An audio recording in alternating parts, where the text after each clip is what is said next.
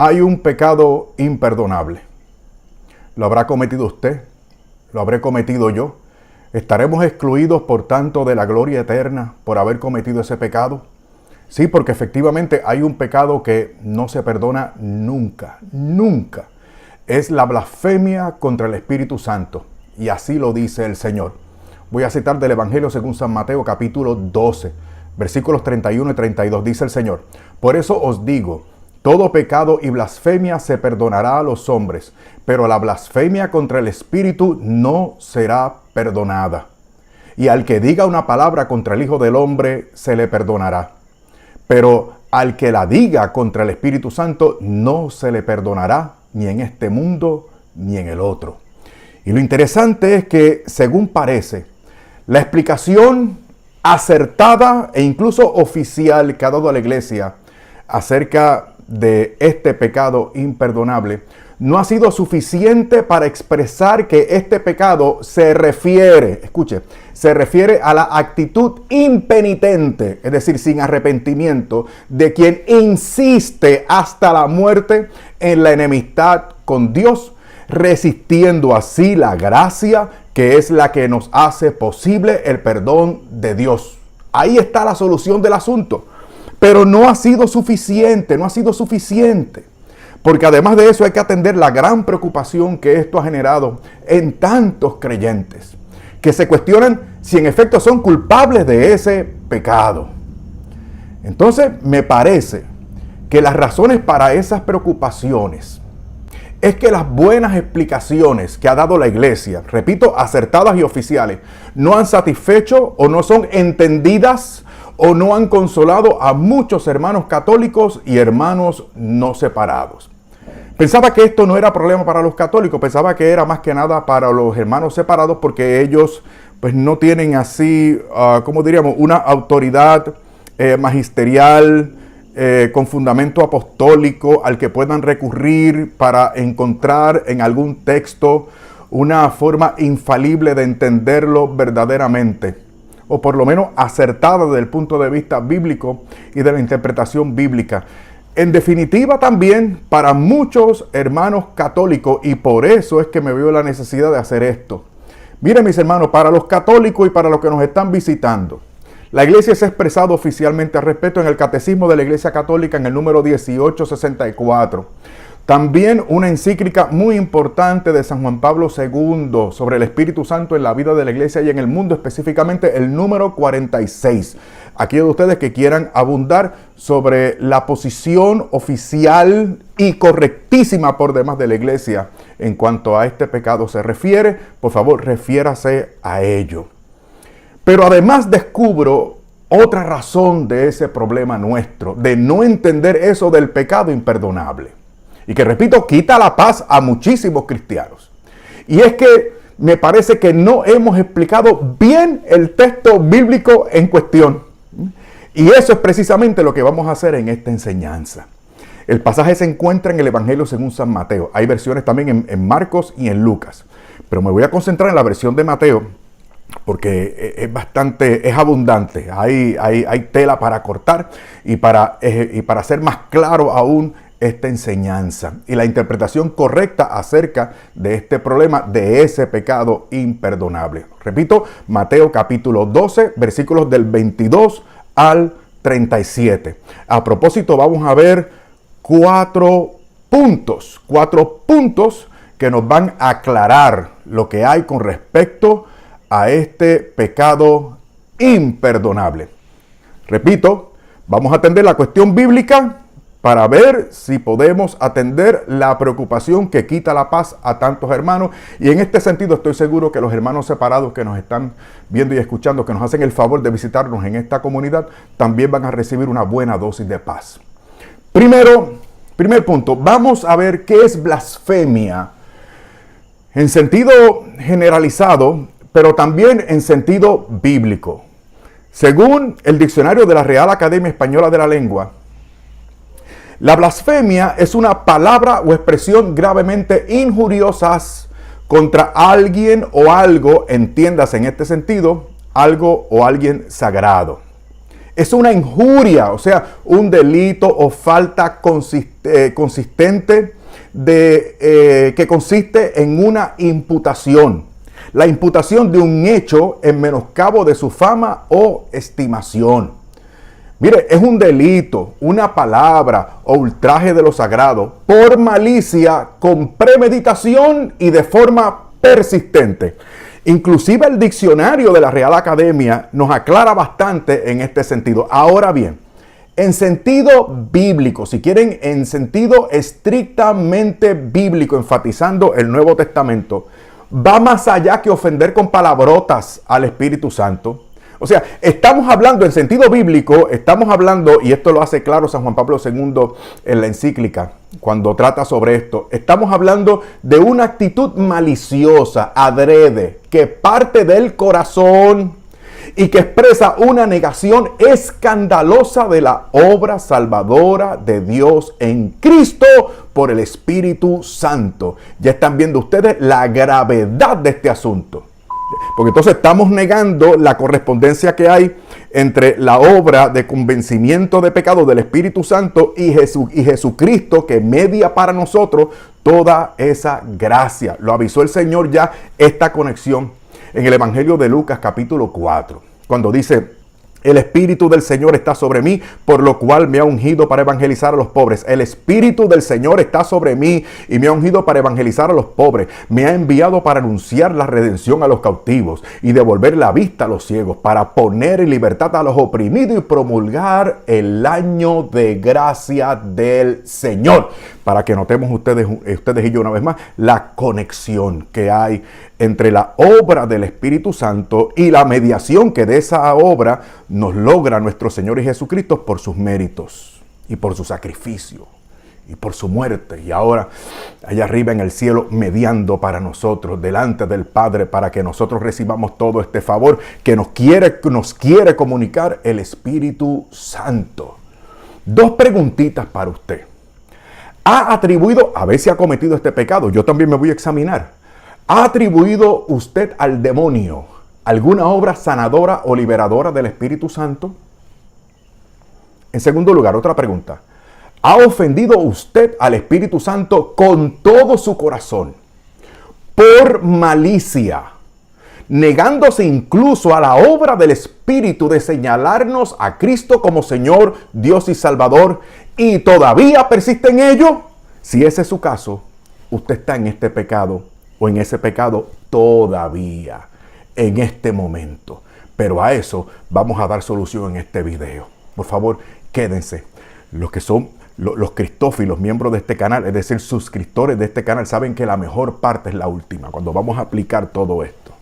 Para que usted vea lo que aparenta ser un problema o un texto bíblico entramado, difícil, se va a convertir para ustedes y para mí en un aliciente, en una fuente de paz y de esperanza, de mucha esperanza. Segundo punto de esta reflexión. Los fariseos hacen una acusación maliciosa porque niegan lo evidente por celos, es decir, desde su soberbia y en detrimento de la salvación de la gente.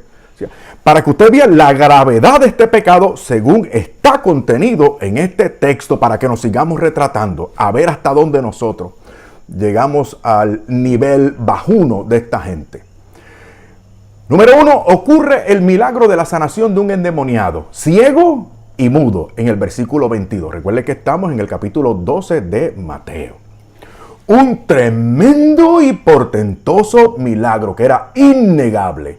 No solamente se da la expulsión de un demonio, o sea, de una persona poseída, sino que se evidencia esa expulsión mediante la sanación de la ceguera y la mudez que parecía esta persona. O sea, era innegable. O sea, no podía haber fingimiento, sino que se podía corroborar fuera de toda duda que ese hombre había sido liberado y había sido sanado. Frente a ese dato contundente e innegable, mire lo que hace la multitud en el versículo 23. Y toda la gente atónita decía: ¿no será este el hijo de David? Aquí comienza el problema. porque la gente ahora está reconociendo a nuestro Señor como Mesías y por lo tanto Rey. Y los fariseos inmediatamente reaccionan en el versículo 24 con una acusación temeraria. Dice, mas los fariseos al oírlo dijeron, este no expulsa a los demonios más que por Belzebul, príncipe de los demonios. ¿Por qué están motivados ellos? Es una mentira que están levantando y la vamos a ver en los próximos versículos por las evidencias que da el Señor. Y por los argumentos que da el Señor para delatar la forma o el método o los argumentos absurdos a los cuales recurren estos fariseos para decir que las obras que estaba realizando el Señor las hacía por obra del demonio. ¿Se podrán imaginar? Ahora, ¿a qué se debe? A que la multitud le reconoció a nuestro Señor como el Hijo de David y todo lo que ustedes saben ese título implica. Los fariseos, escuchen, en el versículo 24, dijeron. Esto es importante porque luego en el 25 vamos a ver que el Señor no los escuchó, pero sí leyó sus corazones. Esto implica que los fariseos estaban a cierta distancia, diciéndole a la gente, motivando a la gente o seduciendo a la gente dándole un argumento a la gente para que dejaran de reconocer al Señor como Mesías y lo reconocieran como una persona usada por el mismo demonio. Increíble. Punto número 3 de esta reflexión.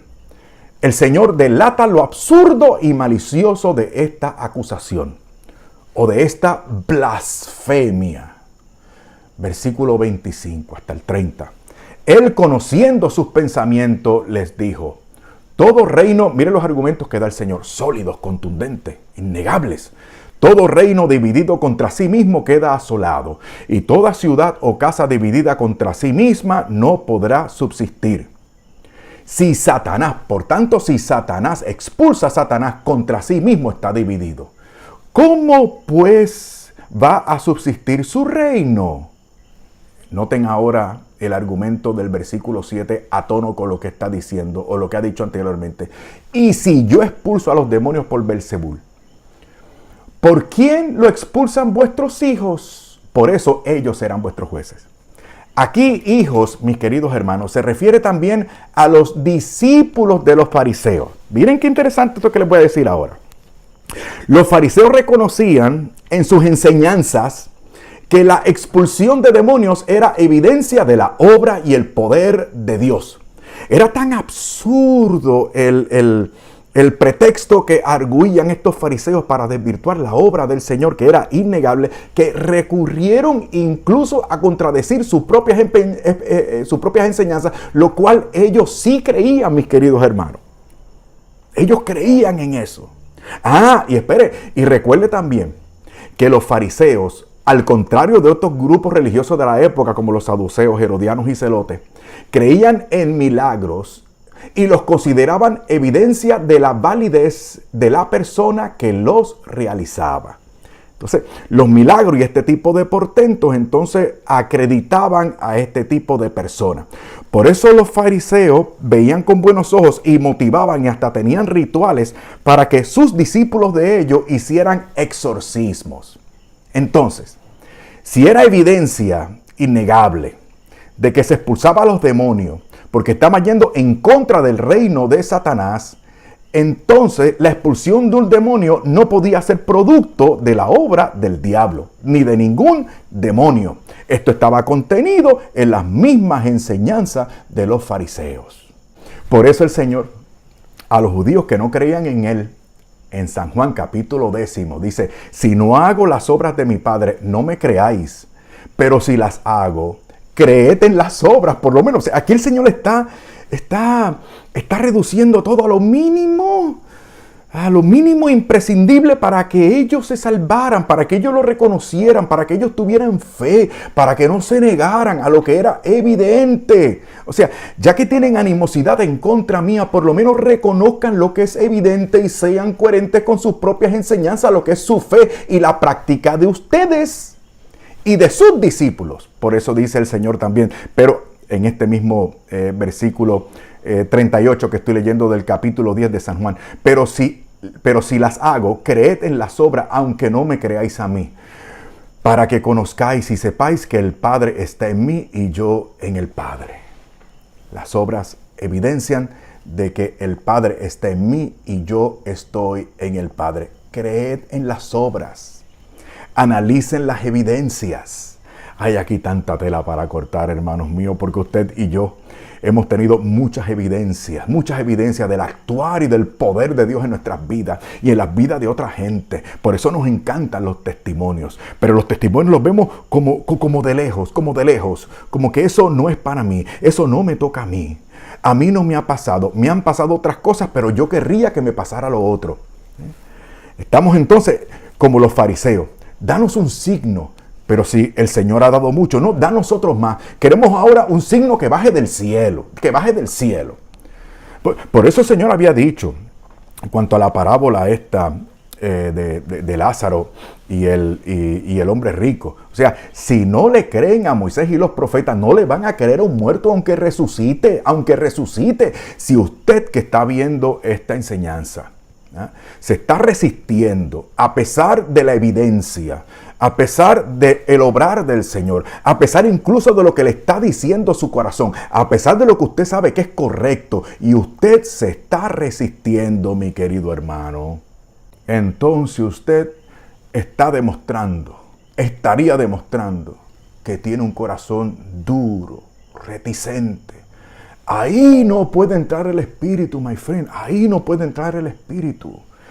A ver, por eso me gusta tratar de la Escritura y citar la Escritura, porque está en la espada, He orado mucho a ver si Dios toca sus corazones, si esta palabra penetra en ustedes, mis hermanos, y los discierne y los delata. Y el Espíritu Santo los convence de pecado. A ver si de esta enseñanza podemos salir todos, ustedes y yo también, que soy un pobre y miserable pecador, reconciliados con el Señor.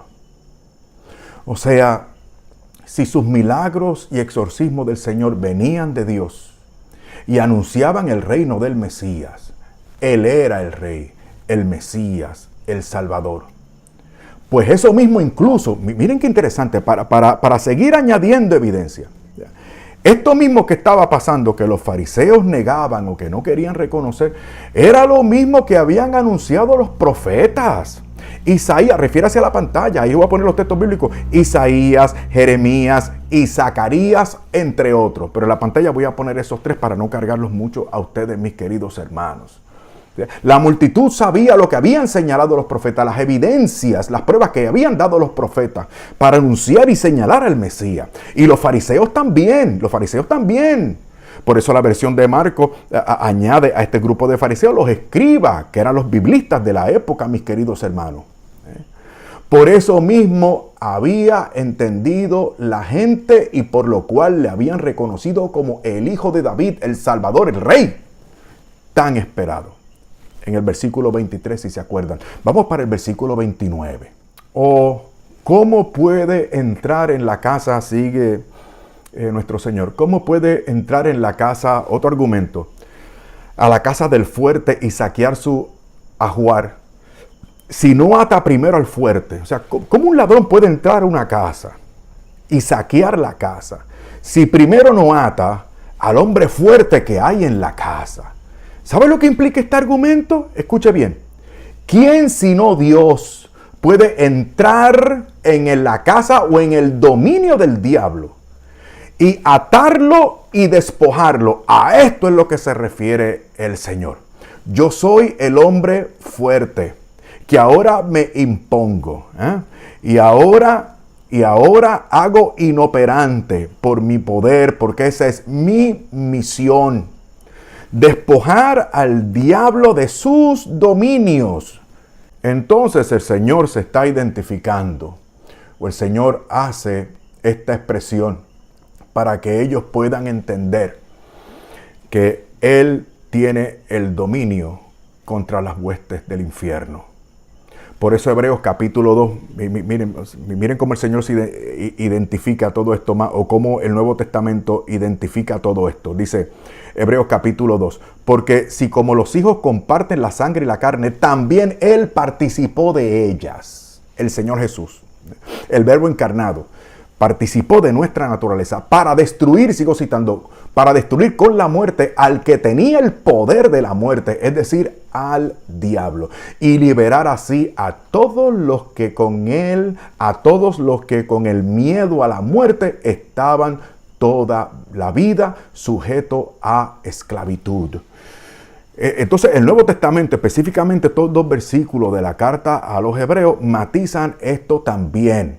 El Señor entonces ocupa esta casa nuestra para apresar, para atar el demonio y entonces poder hacer su obra, porque ya el diablo no es obstáculo. Por eso también se añade en el capítulo 10 de Lucas, cuando el Señor da potestad a aquellos 70 discípulos. ¿Se acuerdan cuando los manda a predicar el evangelio? Dicen ellos le dijeron al Señor: Señor, hasta los demonios se nos someten en tu nombre. Les dijo el Señor entonces: veía yo a Satanás caer del cielo como un rayo. Y esto hace referencia al libro de Job. ¿Se acuerdan cuando Satanás tenía acceso a la presencia de Dios para acusar a Job? Para ir en contra de Job. Pues entonces, mire qué bonito esto. Entonces el demonio es arrojado, ¿okay?, de la potestad que tenía, porque se la habíamos dado nosotros, para que nos perjudicara y nos pusiera en malos términos con el Señor. Y ese diablo que nos ponía en malos términos con el Señor cayó del cielo como un rayo. El Señor atando al hombre fuerte de la casa para despojar a Satanás de lo que antes era de él. Por eso Satanás presumía: todo esto te daré si postrado me adoras. Sí, porque decía Satanás, decía algo cierto: todo esto se me ha dado. ¿Quién le había dado a Satanás todo el dominio que tenía sobre el mundo? Nosotros mismos con nuestros pecados, específicamente nuestros padres con el pecado original, que nosotros heredamos por generación. En la primera carta de San Juan: el que comete pecado es del diablo, porque el diablo peca desde el principio. Para esto se manifestó el Hijo de Dios. ¿Para qué? Para destruir las obras del diablo. ¿Ve que mucho material da para esto? Que mucho ya, perdonen, ya me rendí, ya no puedo más. Tengo que ponerme los espejuelos porque la verdad es que veo borroso. Trato de hacerme el fuerte, pero no puedo. Ok, el versículo 30 lo vamos a dejar para después, lo vamos a dejar para el final. Vamos para el cuarto punto. Les anuncié 4, vamos para el cuarto punto. Vamos bien. En el punto número 4 vamos a analizar el anatema que pronuncia el Señor. Esa es la palabra, el anatema. Anatema, el anatema que pronuncia el Señor en contra de estos impenitentes que escandalizaban a la gente. O sea, no solamente se perdían ellos, sino que hacían lo posible porque los demás se perdieran también. Y por eso inventaban excusas que ellos mismos sabían que no tenían ninguna cabida en la lógica, ni siquiera en la fe que ellos mismos enseñaban y creían. Por eso el Señor tiene que pronunciar el anatema. En el Antiguo Testamento, quiero que sepa, como ustedes saben muy bien, en el Antiguo Testamento, el anatema es una condena al exterminio total de las personas y cosas afectadas por la maldición de Dios. Estamos viendo desde el punto de vista bíblico y desde el punto de vista de la teología bíblica también. Este anatema que lanzó el Señor, y por eso es que muchas personas se preocupan por esos 2 versículos que citamos al principio, 31 y 32. Cuando el Señor habla de este pecado imperdonable, es tan malo este pecado, es tan vil, según estamos viendo que relata este texto completo, todo en su contexto, que el Señor se ve en la obligación de lanzar el anatema, la excomunión a estos fariseos. Mire, es que el Señor es un buen pastor, el Señor es un buen pastor. O sea, cuando hay una excomunión, cuando hay un anatema, no es para que la gente se condene, sino para que la gente recapacite, mis queridos hermanos. Por eso tiene que haber corrección. El pastor tiene que corregir. Tiene que corregir para ser como Jesucristo. O sea, corrigió a esta gente mala. ¿Para qué? Para preservar a los buenos, para preservar a los buenos. Eso es lo que deben aprender nuestros pastores católicos, mis queridos hermanos. Bendito sea el Señor. O sea, el anatema se lanza contra un sujeto u objeto maldito, que desde entonces, desde la pronunciación del anatema, se convierte en una persona maldita, en una persona proscrita, en una persona excluida. Vean ustedes ahora los famosos versículos 31 y 32. Por eso le digo, citamos al principio, ¿se acuerdan? Todo pecado y blasfemia se perdonará a los hombres, pero la blasfemia contra el Espíritu no se perdonará. Y al que diga una palabra contra el Hijo del Hombre, se le perdonará. Pero al que la diga contra el Espíritu Santo, no se le perdonará ni en este mundo, ni en el otro, ni en el otro. Aguántenselo ahí los apologetas que me están viendo y escuchando. No vamos a hablar del purgatorio aquí. Tranquilo, tranquilo. Estamos en el tema. Ok. ¿Vieron estos dos versículos que cité de nuevo? Ok. Tengamos ahora muy presente que el tema o situación, esta situación continúa en los próximos 5 versículos, del 33 al 37. Vamos a pasarlos por alto porque son más argumentos. ¿Okay? No quiero tomarle mucho tiempo. Pero el tema de esta enseñanza, ¿okay?, de este pecado imperdonable señalado en esos 2 versículos que acabamos de citar, se resuelve de forma definitiva en los versículos 36 y 37. Ahora vamos a darle solución a todo esto. Escuche bien. Cuando lo vemos en el contexto, mis queridos hermanos, cuando nos tomamos el trabajo de hacer esto y somos responsables y estamos en sintonía con la revelación, con el depósito de la fe, descubrimos todas estas cosas en la Sagrada Escritura para que haya paz, ¿okay? Y para que si no sentimos esa paz, entonces es la obra del Espíritu Santo que nos está delatando. Entonces no actuemos como los fariseos, ¿okay?, y sometámonos ante la evidencia. ¿Okay? Versículos 36 y 37 para resolver el asunto. Os digo que de toda palabra ociosa que hablen los hombres, darán cuenta en el día del juicio. ¿Quiénes van a dar cuenta en el día del juicio? ¿Quiénes son los que van a ser condenados en el día del juicio? Los que llegan a la muerte sin arrepentimiento ni conversión. Añade el versículo 7 para que vean que es así. Porque por tus palabras serás declarado justo y por tus palabras serás condenado. ¿Acaso en el juicio final hay oportunidad para decir una palabra o hacer una confesión del señorío, un sometimiento del señorío, arrepentimiento, conversión y cambio de vida en el más allá? No, por lo tanto, claramente se está hablando de que los que van a ser reprobados, estos que van a ser reprobados, los que van a ser reprobados, van a dar cuenta en el juicio por lo que hicieron hasta el momento en que transitaron de este mundo al otro.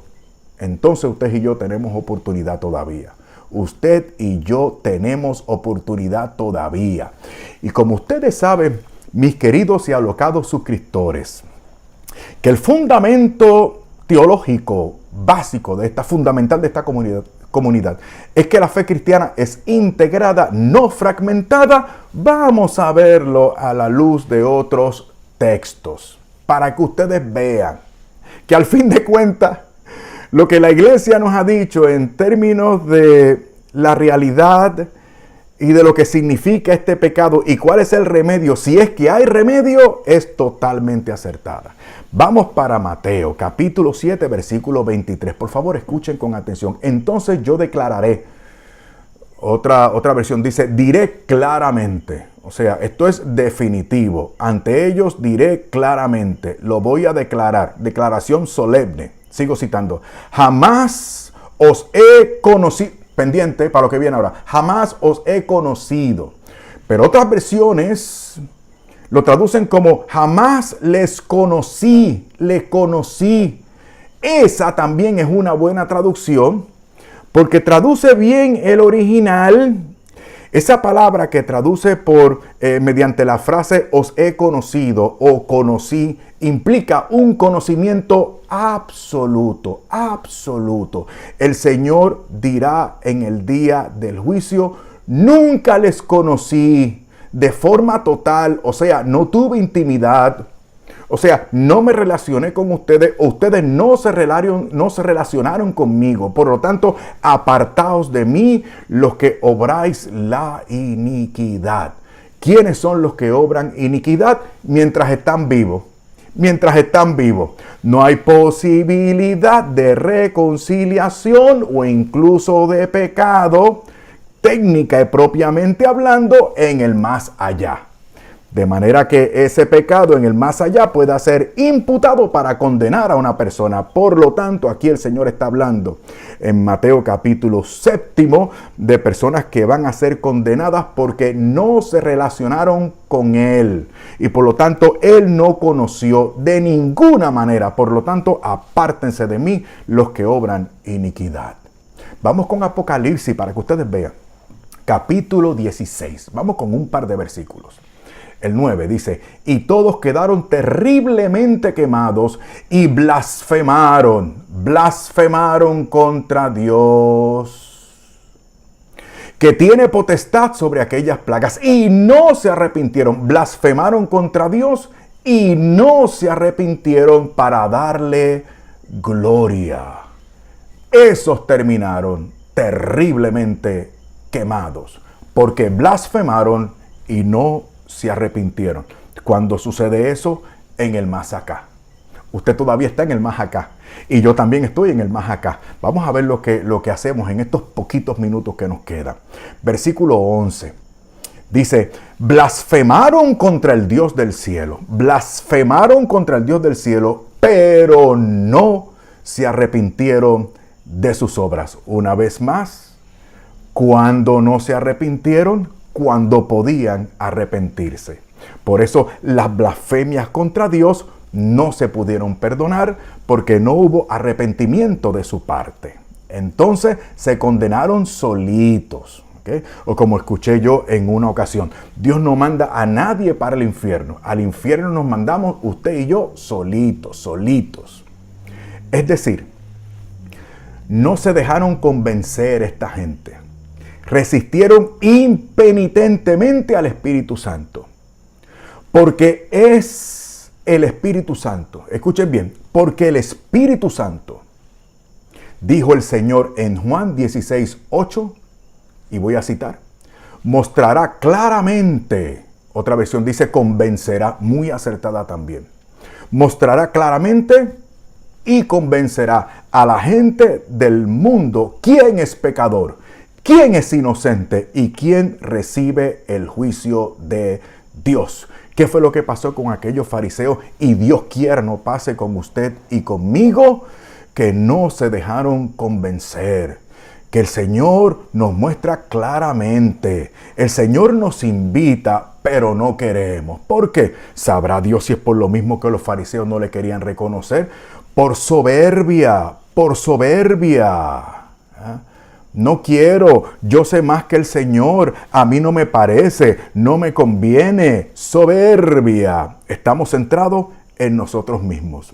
Entonces, podemos comprobar que las interpretaciones oficiales de la iglesia sobre este texto son correctas. Y ahora voy a citar el Catecismo, número 1864.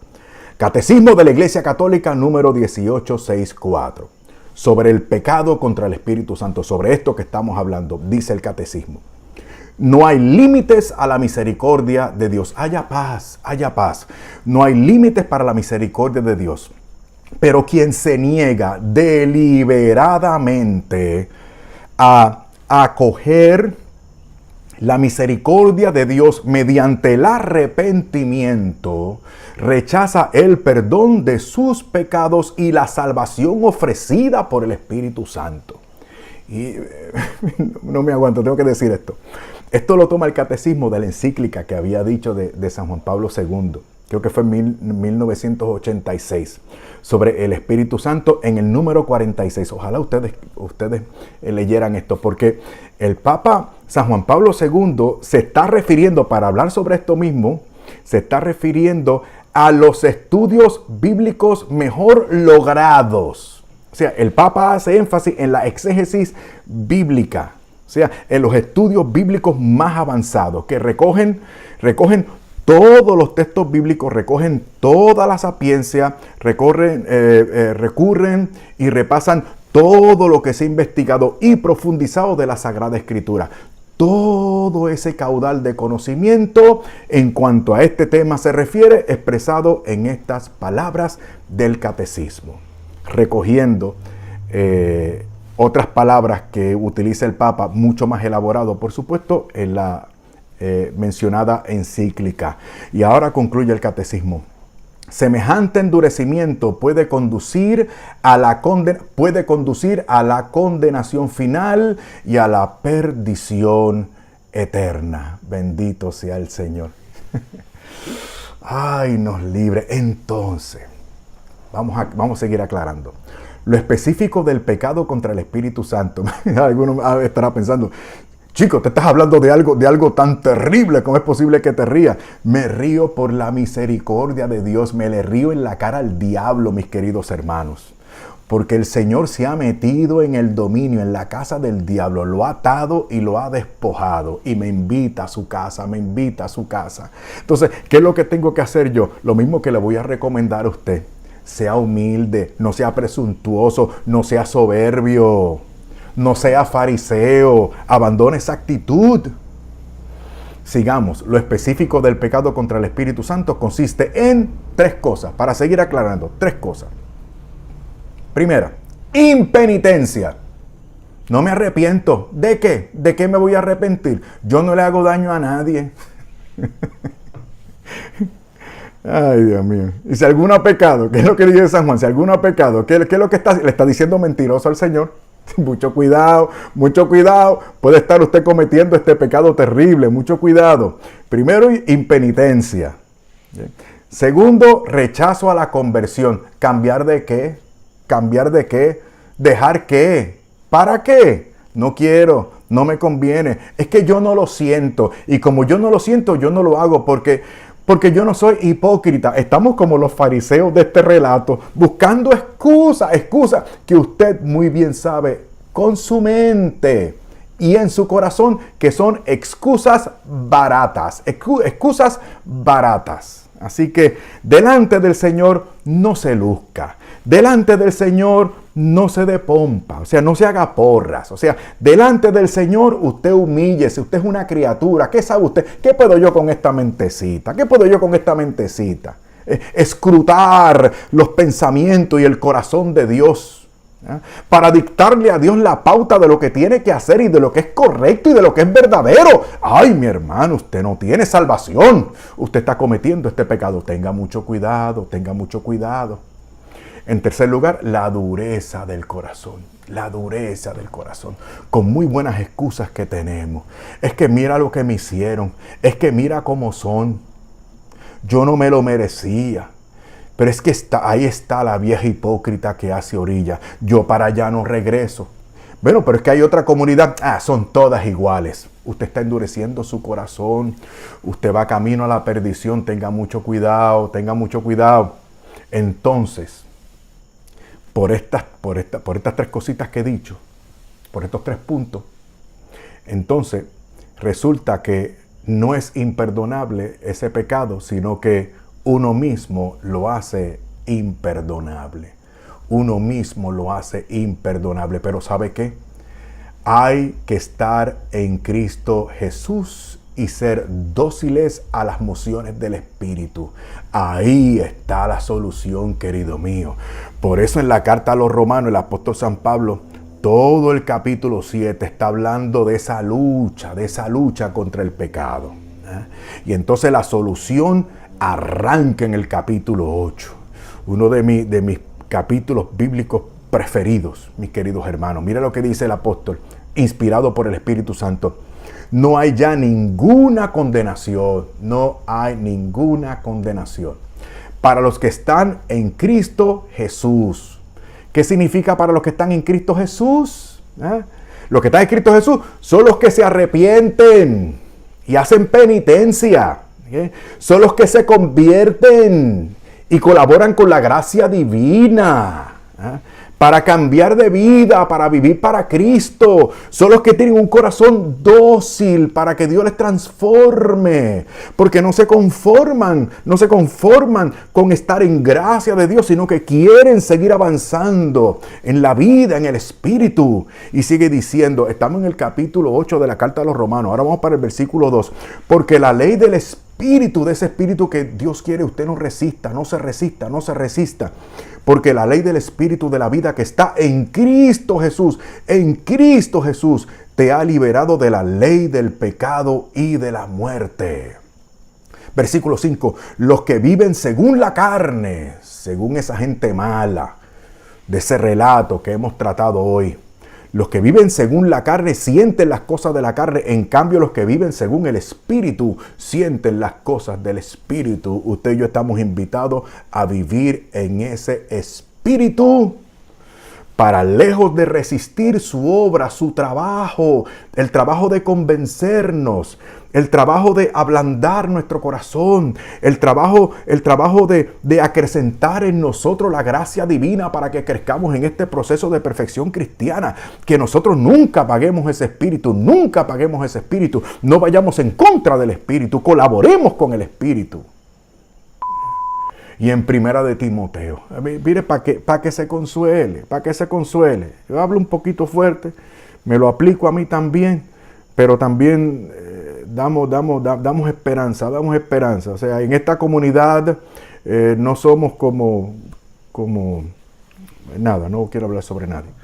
Pero ustedes saben, amor, paz y amor. ¿De qué amor estás hablando? Pues que amor es amor.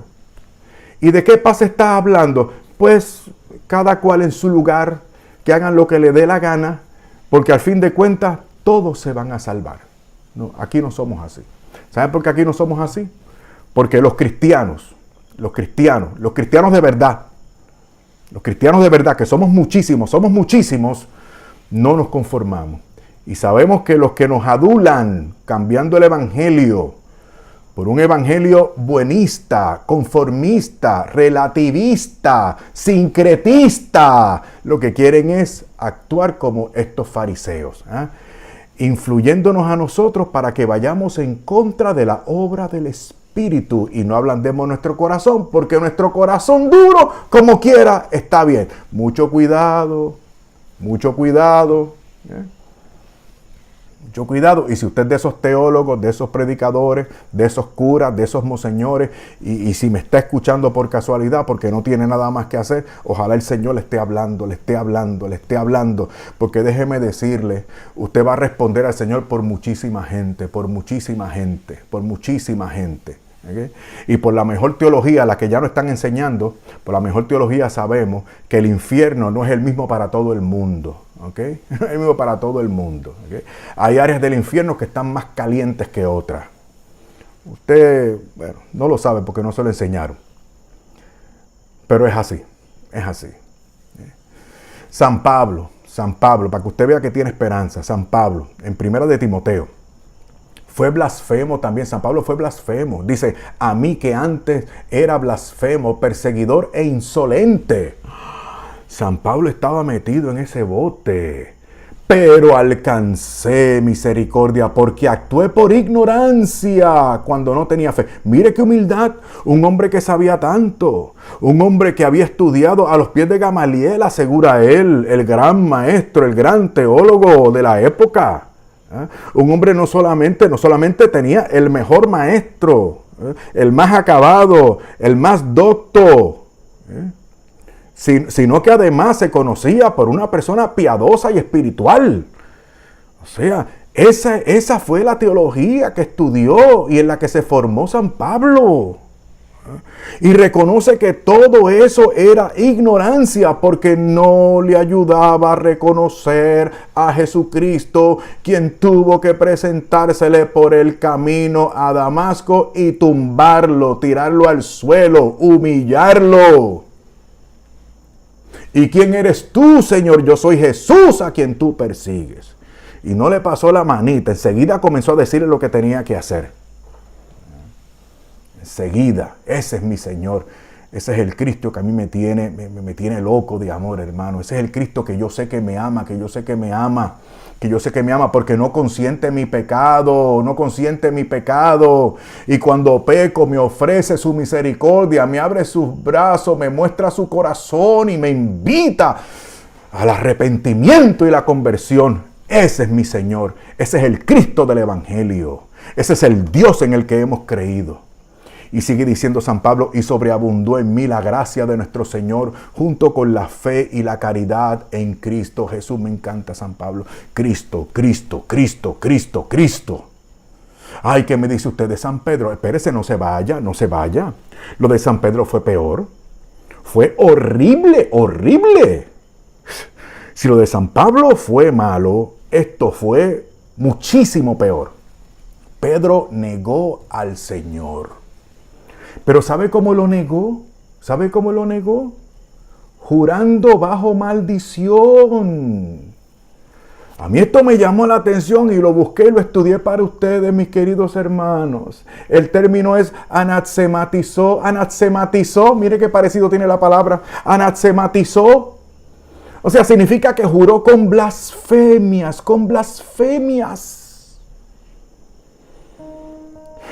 Pero el Señor lo miró. Ahí está la diferencia. Ven ustedes, el Señor lo miró. Y Pedro se arrepintió.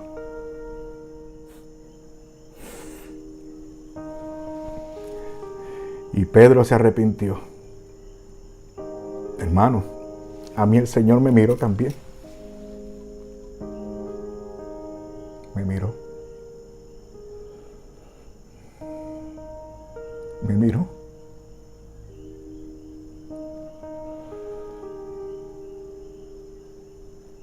Y me di cuenta de lo que había en mí. Y de cómo le había correspondido tan mal. El Señor me miró. Y esa mirada me dolió. Porque me miró por dentro. Y yo supe que Él estaba viendo todo lo mal que había en mí. Toda esa pudredumbre. Toda esa cosa mala. Y junto con esa mirada penetrante, me concedió su misericordia. Y me dio una nueva oportunidad.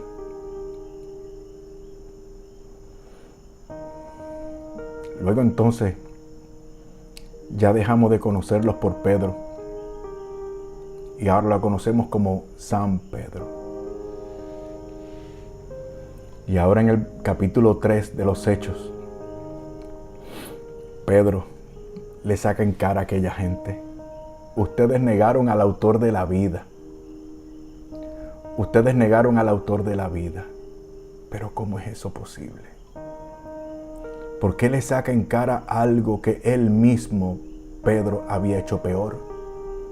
Y la respuesta para él, y la respuesta para nosotros, para usted, para mí es: de modo que si alguno está en Cristo, San Pablo en la segunda carta a los Corintios, si alguno está en Cristo, nueva criatura es. Las cosas viejas pasaron.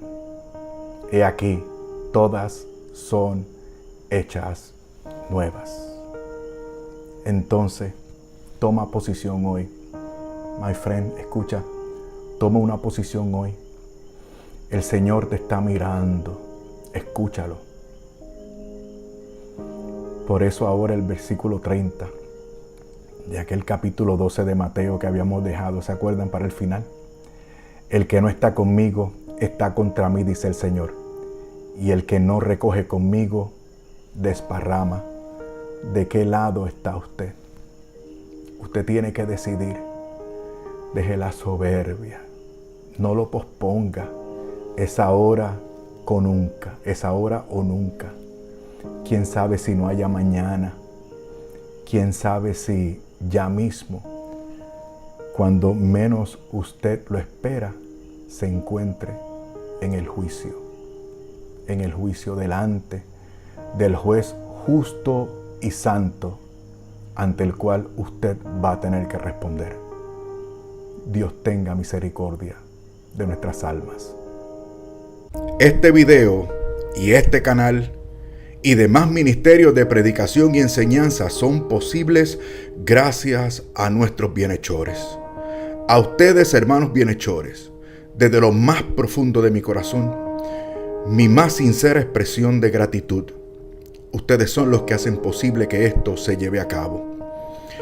Y si tú, hermano y hermana, te quieres unir a nuestros bienhechores y aprovechar los beneficios que les ofrecemos, por favor, ve a la descripción de este video y sírvete del enlace o link de PayPal. Puedes ofrendar de una vez o mensualmente. No te preocupes porque el mismo sistema de PayPal te ayuda. Es muy fácil y muy seguro. En la descripción de este video lo encuentras todo, incluyendo la lista de beneficios para nuestros bienhechores. Y por favor, reza por mí, para que me comporte siempre a la altura de lo que predico. Y estemos muy pendientes, porque ya mismo tendremos otra enseñanza como esta. Así que, si Dios lo permite y lo dispone, nos vamos a ver muy pronto. Una vez más, muchísimas gracias.